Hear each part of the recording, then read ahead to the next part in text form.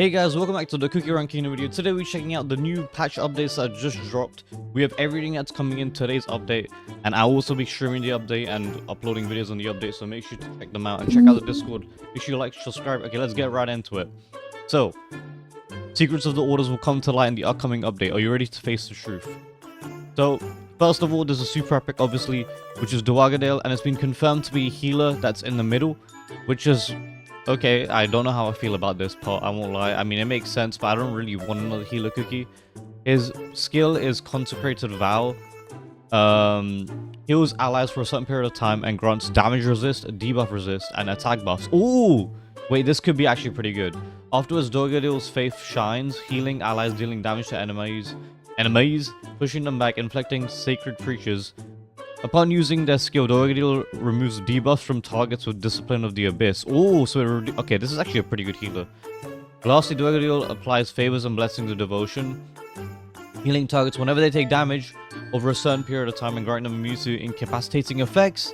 Wait, this could be really good actually. At the start of the battle, Dwargadale grants Disciple of the Abyss to the allies with the highest attack. Oh, it's only to one of the highest attack cookies. Oh. Increasing their attack and it's only for increasing their allies' attack and damage dampening. That's pretty good.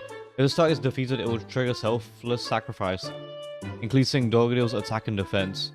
The buff will be applied to the next ally with the highest attack. If Dwargadale is defeated, Disciple of Abyss will further increase their target's attack buff and speed on up their health healing rate.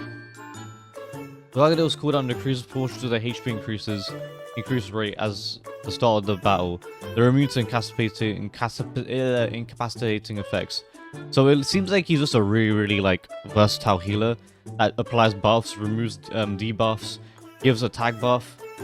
Seems pretty good to me. Moving on to Selza Cookie. It's a support cookie which has the skill Bubble Rain, so it's a back-facing cookie with support. The skill description is Selza Cookie's earnest prayers create a field of carbonated energy which then disperses as Bubble Rain. Carbonated energy draws enemies to its center and deals damage. Afterwards, Bubble Rain deals damage to enemies, healing allies for a certain period of time and granting them bubble up buff. Additionally, Selza Cookie grants the crit damage buff to water type cookies for a certain period of time. If Methanol's on the team, she will infect enemies and bosses with stinging Fizz debuff. Oh, so they have like a thing that Selza and Methanol Cookie will do good in against. Basically, so it seems like Selza's like a healer that also deals damage and also groups up enemies, which could be useful for certain certain cookies. Next of all, you have Methanol, who's a bomber, who's in the back using methyl sensor. The skill description is methyl gas leaks out from the sensor and deals damage to enemies. If the target is infected with endless flow, it deals additional damage and inflicts them with crit damage debuff for each target hit. Oh, so it's every target hit, increased crit damage debuff. Afterwards, methanol gas explodes and deals damage. The amount of damage increases proportionally to the number of enemies affected by methanol gas, so he's really good against groups of enemies. If the target has stinging fizz debuff and takes damage with methanol gas explosion, it causes fizz buff explosion, which deals area damage. The number of targets affected by stinging fizz dependent on the number of fizz bomb explosions. So methanol is more like a group damage dealer, and it works pretty well with Selza, and they have quite a good synergy. It's actually a pretty good combo if you want to use for like exploration. I wouldn't say it's like endgame exploration, but it's still pretty fun. Next of all, you have the Guild Siege. This is what I'm really excited about, by the way. Capture the enemy's castle with your guildmates. Fight enemies, win in the arenas, exploring scouting areas, capture outposts, and battle guardians. Earn high scores to earn even better rewards. So what it looks like is you have your whole guild, and you just have to capture these towers, and the more you capture, the better rewards you get. Yeah, Guild Siege is a large-scale seasonal battle mode that lasts 7 days each season. Okay, so it's a week each season. Season 1 will be from September 1st to September 8th. Next season will be from the 15th to 22nd. Following seasons will be announced separately. This season will be a pre-season. Okay. So this is going to be happening for the rest of the game, but it's just they're going to announce it every time, I guess. Guild Siege can be played after joining a guild. You can claim the rewards by completing various activities within the mode. Additional rewards will be dependent on the score when the event ends. So, by the way, if you guys haven't joined my guild yet, join my PV and my Dark Cacao guild. I'll be active in those both servers, mostly on PV, but also in Dark Cacao. So make sure you just search up Dr. Stuff and my guild should pop up. I'm going to be kicking all the inactive people, so make sure you stay active. The siege tokens are given to all guild members when guild siege starts. These tokens are used to access various features of the mode and recharge daily at 20. That means 8 p.m. Siege progression. Guild members can challenge different types of modes, enemies, arena, scouting areas, and outposts until day 4 of the siege. On day 5, the bound guardians and guardians will unlock. If your guild clears day 4 content early, you can engage in guard, but so basically you're incentivized to clear stuff earlier so you can unlock the bound guardians earlier. Control ratings and cooking foods will be applied buff to guild members. Capturing certain outposts may apply debuff to enemy guardians. Engage victorious in fighting battles, scouting and capturing areas. Bring more guild mates to scout areas quicker and get buffs as you expand your control. Basically, you just want to be really active and everyone wants to be on this, or you won't get as many good rewards. Earn rewards by playing in the Authority Order event. This is an event. It will aid you in the siege by bombing difficult nodes. Oh, so you can use this mode to just destroy a node. So it's 4 days. It's on day 4 of the guild siege for 4 hours. Wait, what? It's only for 4 hours? How to participate? Deploy cookies during this time to earn rewards. You get 300 crystals upon participating, so definitely do it. Just a free summon. When the event ends, the following effects will occur. Start enemy nodes with 2 waves cleared. Have 2 arena nodes with the lowest progress automatically cleared. If bound guardians are active, they'll take damage equal to 20% of the max HP. So I highly recommend you do this. It seems pretty easy to me. All you have to do is the event and you're done. Choose up to 10 cookies to take up in battle. You may reset your section 3 times. The first reset is free. Additional take coins. Okay. You gain buffs in Guild Siege by cooking. Guild members and officials can choose the dishes first. So I guess I'll have to choose the dish first. If no changes are made within 2 hours of the guild after the siege begins, all guild members will be granted ability. Oh, that's actually pretty good because some members aren't active. Some leaders aren't active. Arena battle. These arena battles are different from Kingdom Arena. Victory is not decided on a single match. Enemies' cookies will carry over their remaining HP. An order is only cleared until all enemy HP has been reduced to 0. One of your guild mates to conquer the arena. Ah, okay. There's a bunch of teams and you have to all just go in and defeat one at a time. And HP is carried on. Out of enemies for a number of waves. Victory is not decided in a single match. Blah, blah, blah. Node is cleared. Only one guild member can battle at a time, blah blah blah. These are the bound guardians. These rewards are actually pretty good. Radiant shards especially are permanent buffs to your account. Pretty useful. Bound guardian nodes are cleared once the HP reaches 0. These battles can be 4, blah blah blah. That's the guardian. Guardian award points based on final amount of damage they take. Defeat bound guardians, complete outposts to stack weaknesses. Guardians can be fought until the end of the season. Okay, makes sense. Moving on to the actual guild battle. So, with the guild battle, there's a new tier called Challenger. Guild tiers have been expanded to invigorate activity in guilds. This update is designed to highlight the unique strengths of top-ranked guilds and reward players for their progress and achievements. The Assistant Grandmaster 3 tier remains at top 5%. So basically, they've just added a Challenger. And Challenger covers top 10 guilds, top 30, top 50. Which is kind of cool. You get extra rewards for doing it. It's actually pretty good rewards, to be fair. But if you are into doing that, then perfect for you. Oops, I didn't mean to zoom in. Also, they've added ambers. Wait, that's so good because I really need ambers. I'm not gonna get to top 50 guild, but we can probably get to like top 5% at least. So that'll be pretty nice. Only the guild battle cookie limits. Oh, only one of beast, legendary, ancient, or dragon cookie now be used in guilds. As only one high rarity cookie can be used, your existing battle team will be reset. Wait, so now you can only use one high rarity cookie. That's sad. That's something we're gonna have to deal with, I guess. Although, to be fair, most of the teams don't use more than one anyway, so I don't know. With the addition of various cookie upgrade elements such as topping biscuits and topping tarts, a team preset has been introduced. Yeah, blah blah blah. You can save up to 10 teams. Practice mode can be accessed directly without entering it separately. So you can just practice with your bosses, I guess. There's a new boss. This is the Living Licorice Abyss will take a break. A new powerful boss, Machine God of the Eternal Void, has taken. That's actually a pretty fire name. Machine God of the Eternal Void. That's a Auralicious name. So basically, this is a massive war engine. What's the weak? Oh, we need to look at the weaknesses. Since the main body and core power components are connected, the damage taken is transferred. Also, any damage you do to any bit of the boss will be stacked. So that's actually pretty good. Immune to most debuffs by a high voltage defense circuit. However, it's vulnerable to water. So apparently you need to use water. Makes sense. New boss, new buff to everything. They buffed water. Makes sense. The damage dealt to bosses in guild battles will now be fixed amongst all the level ranges. Okay. Okay. By standardizing damage across all the range and removing these gaps will mean the process of fine-tuning your team easier and less fatiguing. Wait, so are they gonna make it so that one team works for all three? I don't know. Required damage for lower level ranges have been reduced, and damage requirements across all the range has been adjusted. So they've reduced the lower ranges, like how much you need to do to get there, but they've also made higher ranges probably harder. Avatar Destiny used to take less damage compared to Red Velvet. Yeah, blah blah blah. This may have been affecting. Oh, I like this. They've increased the damage taken by the Avatar of Destiny. That makes it more fun because now I don't have to look at 1 billion and say that I did bad.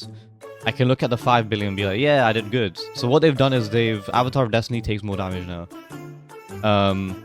Distribution of battle tickets have been updated on the first day of the rounds. All will receive 18 at once. Oh, the maximum is increased to 18? That's crazy.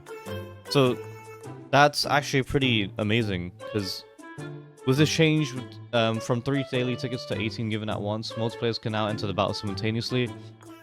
Time jumpers are amazing. This is what I really want. This season damage dealt to bosses based on your highest score for that boss. Using time jumpers may make the boss harder to defeat as it struggles to escape the time rift and strengthens the resistance. Oh, so using time jumpers can reduce the damage you deal. So if you guys are really lazy, you can just do it, but it's better to do it one by one. But I probably will just skip some of them after I've done like enough damage. 0.5 has been added. Don't really care about that. Actually, that's actually pretty useful for like some like YouTube videos and stuff maybe. Battle cooldown has been removed. Daily tickets returns have been lifted. You can use, yeah, okay. So you just get all 18 tickets straight away. When you reach level 300, the map background and HP gauges UI will change to reflect the intensity of the boss. That's pretty cool actually. So they've improved the guild honor system. What have they done? We've added guild honor levels. Raise your guild honor level to gain access to more goods in the honor shop. Oh, so the shop is okay. The higher guild level honor is, the more specialty items will become. You can do it by donating Flames of Unity. Okay. Once your maximum honor levels reach, you cannot further increase it until the beginning of the next round. Every round you have to do it. That's kind of annoying. The round honor level will be determined on the rarity of goods.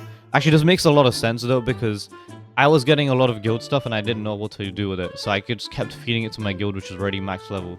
My guild is already level 50, so I didn't really need the extra stuff. So this is kind of useful. Okay, that's fine. It'll be offer all available items after you reach high level. Oh, okay. So in the start, you'll get all of the items for the first day, and then after that, you have to actually get them separately. These prices are pretty cheap as well, to be fair. 1,500. That's pretty reasonable, to be fair. Catnip Cookie has opened a shop in the guild's domain. Oh, yep, okay, honor shop, blah blah blah. The shop will substitute guild metal shop. That makes sense. I actually really like the new guild shop then, because you can also get gems, it looks like. That's kind of nice. Check-in. After the update, you will not have to use the Beacon of Promise to complete your check-in. Simply visit the guild domain or any... Oh, okay, so just be existent in the guild and you get it. That's actually really nice. You can easily donate relics.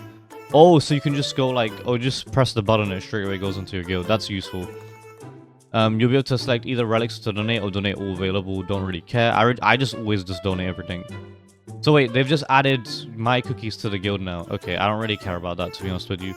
I could not care less. They've added new guild chat features in the guild hall. Okay. Wait, so you can actually talk properly? And you can put your my cookie. I don't really care. So check out the daily quest. Well, I'll earn you earn items usable in the guild. Okay, fine. We'll look into this deeply when the update actually lands, but this seems pretty good for now. Seek Fairy's Cookies Crystal Jam improvements. The core strength of it's been came from stacking tidal wave effects to gain enhanced versions of a skill. However, it's difficult to utilize this. This has been adjusted with rising tides effects that will also reduce enemies' reduce enemies' defense and create Tears of Yearning for greater damage output. Seek Fairy's rallying effect will support water type cookies by increasing the damage they deal to enemies in PvE. It's not PvP, it's only PvE. That's kind of annoying. Improved Crystal Gem description. Sea Fairy's cookies overwhelming feelings towards the moon and powers her ability to control the seas. Use summoning's rising tides and tidal waves to deal damage to enemies, reducing their defense, increasing water type damage taken. Additionally, they will deal the team's water type damage, rising tides, tidal waves to push enemies back. Stun them and deal additional damage to summoned creatures and targets with reduced defense. Tidal waves leave Tears of Yearning in their wake. Tears of Yearning pull enemies in, dealing damage. After some period of time, turns of Yearning will explode, dealing damage. That's actually pretty cool. I think it will improve her utility as a PvE, but I also think that I don't know. We're gonna have to see how good she actually becomes. Increases water type damage, increases water type crit damage. This will probably be good for the new guild boss because the new guild boss has a increased damage taken to water. Ascension 3 will give her change to HP shield on active. Oh, okay. It'll give her HP shield. That's actually pretty nice. Increase survivability, I guess. All skill damage will be bypassed the Rising Tide's damage resist. Wait. At level 10, all skill damage will bypass some of the Rising... I don't get that. Rising Tide tidal waves will deal additional damage to immune targets. That's actually pretty nice. Tears of Yearning will stun their targets. I mean, level 30 is really what you want to get from all the three I can see. New costumes. There's a Burning Spice costume, Golden Cheese costume. We already talked about this. Pretty cool. There's also the new Destined toppings, which go for these 4 cookies. Madeline cookies in there for some reason. And then we have obviously 3 new cookies. That's pretty cool. You can obviously pick whatever these are. Blah, blah, blah. You know how they work. They've also added a new water type beast kit, which is pretty nice. Flame beasts. Oh, it's episode 1 and 2 to obtain them. That's pretty nice, actually. That's pretty easy to do. They come pre-upgraded to level 20, as always. You can send your balloon to level 1 and 2, and it will also do it, obviously. So they've added more My Cookie Adventure levels. They've added the hard modes now, so this is actually pretty worth doing. I'm probably going to do this off-stream because it's really long. But you can also just replay stages, and then when you get to stage 60, you get a new background and sticker. Pretty worth doing. I'd say the rewards are kind of crazy when it gets later. Well, there's no crazy rewards here, but 100 of that Radiant Door, that's pretty nice. This is also not the ending. Anyway. Events. Pre-nomination of Doom. Great English from me. Learn about frightening events in St. Pastries Cathedral and earn rewards. So I think you just go through the story and you get free rewards. 500 of those, 500 of those. It's pretty nice. There's also the 7 days you can log in. Oh, wait, they improved it. Wait, what? What? They made it so much better. Wait, the one on the video was only 100, 100,000. They've made it, that's 800, that's 1,500, 2,500, 3,700, 5,300, 7,500 of rainbow cubes. That's so good. What? Okay, I love you, Cookie Run Kingdom. You're the best. I love you, my sis. Thank you so much. There's also the lucky tickets you can get, which is kind of cool. They've also made adjustments that existing super epics can be used more effectively. They've made Crimson Coral Cookie more balanced. What have they done? They've enhanced her defensive capability to surge better. So she gets more HP shield. She gets more water type damage reduction and more resistance. That's actually pretty nice. Elder Fairy gets more base HP, more base hate injury, deals more injury, more HP shield bonus. So they basically just made them slightly better. Prune Juice, base attack speed approximately plus 10%. Prune Juice, wait, they've made Prune Juice even better? Prune Juice used to be so good though. What? Wait, so is it? Have they just made it that Red Velvet Dragon is hot? They made Prune Juice even better. Prune Juice was already broken. What? I'm not complaining, but she was already broken. So, but sure. Endless Flow debuff has been added to enhance water types cookies. Oh wait, Endless Flow debuff is a thing that you can get from. Okay, we're gonna have to look into this. You can now upgrade up to 5 toppings. Oh, now you can do up to 30. Wait, that's kind of useful. You can just do 30 at a time. I don't think I'm gonna do it, but you can. So just squad cookies that can use Fuzzy Wuzzy and Seafarer toppings. Wait, what? That's kind of nice, actually. The new Super Epic Gacha, the more you summon, the more you get. And you get guaranteed at 225. For this, I'll just make sure you do the daily things and you'll get it. Okay, so now, what's this? Special episodes boss HP. You can now deal damage exceeding the previous 4 billion HP to bosses. Okay, more damage you can do. They've added new costumes at the rainbow shop. They've added the... Wait, what have they added here? Is it this? I swear all of these already existed. What have they added? Wait, I thought Wind Archer's thing was already here, was it not? They've also made Seafarer's Cookie Ripening Moonlight as a discounted price. That's pretty nice. Kingdom. Oh my god, they've changed it. Oh my god, there's so much to this update. They've added technology changes. Certain technologies have been changed with the addition of Guild Switch and Crucial Cookies. Okay. The following can be now used right away without researching. You get extra topping presets, extra beast resets, topping storage, and toppings multi-upgrade. I already had most of these, so it doesn't really affect me. But for new players, you get these for free. That's pretty nice. Missing due to the SAG after strike. Oh, so they've the English voiceover won't be happening for a bit, which is because of strikes. There's obviously the new mini pass, which will just have a bunch of rewards, as you can see here. That you have to pay and you get a title. That's such pay to win BS. I can't. You know what? I'm not gonna complain. Anyway, that was the full update. If you guys enjoyed that, make sure you leave a like, make sure you subscribe, leave a comment down below. What's your favorite part of this update? This video is a bit of a longer one, but I just wanted to cover everything. Hopefully you guys enjoyed. Make sure you like, make sure you subscribe, and I'll see you guys next time. Goodbye.